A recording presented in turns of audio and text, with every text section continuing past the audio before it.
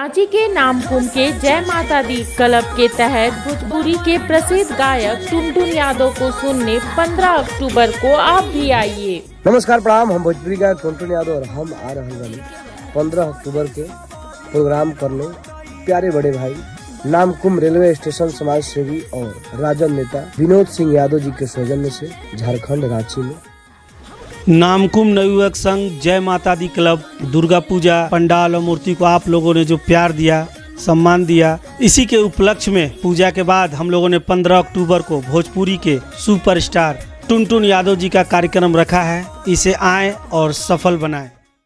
मुलायम सिंह यादव ने देश के जवानों को वह सम्मान दिया है जिसे भुलाया नहीं जा सकता। मुलायम सिंह के एक फैसले के कारण देश उनको रक्षा मंत्री के रूप में हमेशा याद रखेगा।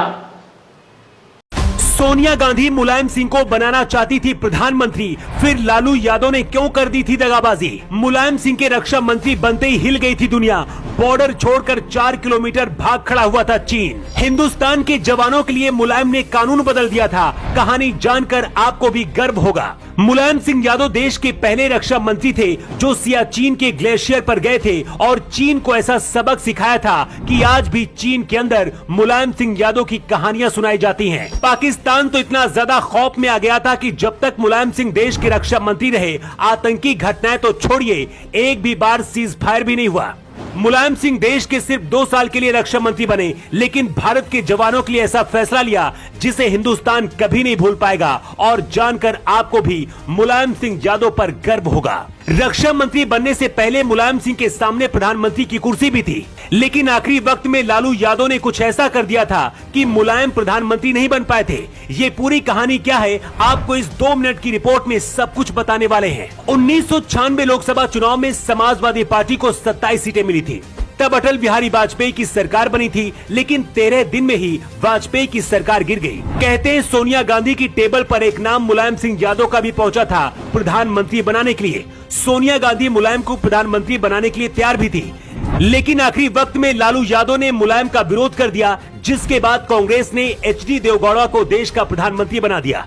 तब मुलायम सिंह बहुत दुखी हुए थे, लेकिन जब रक्षा मंत्री बने तो देश के लिए जो फैसला किया उसके बाद पूरी दुनिया जानकर हिल गई। मुलायम सिंह यादव के रक्षा मंत्री बनने से पहले देश के लिए अलग नियम था। जब भी सेना का कोई जवान शहीद होता था तो उसका पार्थिव शरीर उसके घर नहीं पहुंचाया जाता था। शरीर का अंतिम संस्कार सेना के जवान ही कर देते थे और आखिरी में जवान के घर सिर्फ उसकी एक टोपी भेज दी जाती थी। मुलायम सिंह ने रक्षा मंत्री बनने के बाद सबसे पहले इसी कानून को बदल दिया। नया कानून बनाया गया कि जब भी कोई जवान शहीद होगा उसका पार्थिव शरीर पूरे सम्मान के साथ उसके घर लाया जाएगा। डीएम और एसएसपी शहीद जवान के पार्थिव शरीर के साथ उसके घर जाएंगे। मतलब अगर आपके शहर में भी किसी शहीद का सम्मान के साथ अंतिम संस्कार होता है तो वो सिर्फ मुलायम सिंह यादव की वजह से ही संभव हो पाया है। उससे पहले शहीद का शव घर नहीं लाया जाता था, बल्कि सिर्फ उसकी टोपी भेज दी जाती थी, जिससे घर वालों को पता चल जाता था कि उनका बेटा शहीद हो गया है। मुलायम सिंह भारत के पहले रक्षा मंत्री थे जो सियाचिन के पहाड़ों पर गए थे। मुलायम पाकिस्तान से ज्यादा चीन पर आक्रामक हुआ करते थे। कहते मुलायम के रक्षा मंत्री रहते हुए 1996 से 98 के बीच भारत की सेना ने चीन की सेना को 4 किलोमीटर तक खदेड़ दिया था। इसके बाद ही मुलायम सिंह पूरी दुनिया की नजर में आ गए थे और बाकी के देश कहने लगे थे कि भारत में कोई यादव रक्षा मंत्री आया है। कुछ सरकारी आंकड़ों के मुताबिक जब तक मुलायम सिंह रक्षा मंत्री थे, पाकिस्तान ने एक भी बार भारत में सीज फायर नहीं किया। मुलायम सिंह यादव सिर्फ 2 साल के लिए रक्षा मंत्री बने, लेकिन कई ऐसे बड़े फैसले लिए जो हमेशा याद किए जाएंगे। इनमें से सबसे बड़ा फैसला हर शहीद का शव उनके घर तक पहुंचाना है। मिनी लंदन मैक्लुस्कीगंज प्रकृति की गोद में बसा ड्रीम डेस्टिनेशन आपका कर रहा है इंतजार। आइए अपने यादगार लम्हों को बिताइए ड्रीम डेस्टिनेशन में।